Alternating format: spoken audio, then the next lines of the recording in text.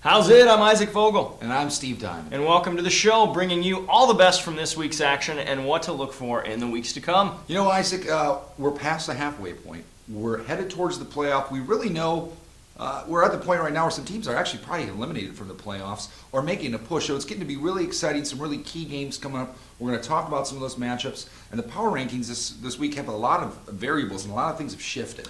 Yeah, Diamond, I want to call this the bubble episode because players are on the bubble, teams are on the bubble. Let's separate the men from the boys. And don't forget, everyone, this week is we're running out of time to cast those all-star ballots. That's and right. Really, what better way to capture the essence of basketball and to celebrate life than to vote for your favorite all-star? I agree. So let's look at some highlights. And this is some all-star work here. So on to the highlights. Buckle up. Josh Zimke and AIS get off to a quick start with a fast break layup for Jay Jonke to put him up by 2. Ryan Keating is a thief in the night as he takes one from the Lakers and goes coast to coast for a tough finish. Gary Thompson, big all night, where the party at? As he finishes inside, and he's got an outside game to match with a baseline jumper here to keep the Lakers within range.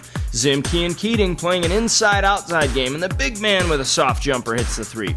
Keating doing the damage this time from deep to pull AIS within 3 in the first half. Jay Jonke, a deep jumper, 3 of his 20 of the night.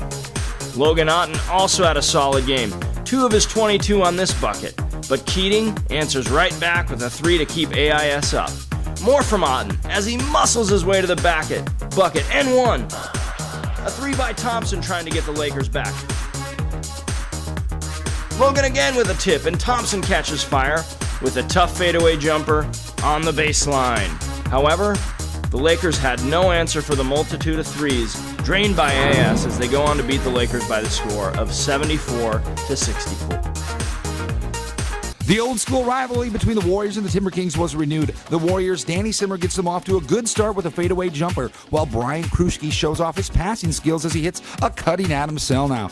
Selnow was huge this game as he hits 3 over Wenzel to give the Warriors an early lead. But the Timber Kings didn't get rattled. To break with a drive and a tip-in by Kyle Wenzel. Wenzel, again, with an open 3 in the corner. The Timber Kings seem to be getting a lot of open looks from deep this game. Zach Burke hits here, and Nick Rell gets the shooter's roll from the opposite side to put the T-Kings by 7 in the early half. Todd Grobbeck's baseline jumper stems the tide temporarily, but Doug Espenson comes back right away with a nice drive between 3 Warriors defenders. Sean Ball gets in the action with a nice drive in the left hand. Respect!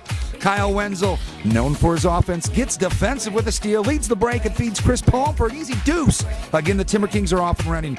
Chris Palm to Chris to break with a touch pass to Ball for the land. Yeah, that's right, I said it. These guys are good. That's a tongue twister. The Warriors not giving up with Kruschke still playing tough with a bank shot on the baseline, and another 3 by Selnow. He had a season-high 20 points and a perfect 5 for 5 from three-point land. Newly acquired big man John Hoffman leading the break as he zips a pass to Mike Burns for the 2-1, but Chris to break went sky high and went on to roll past the Warriors 68-53.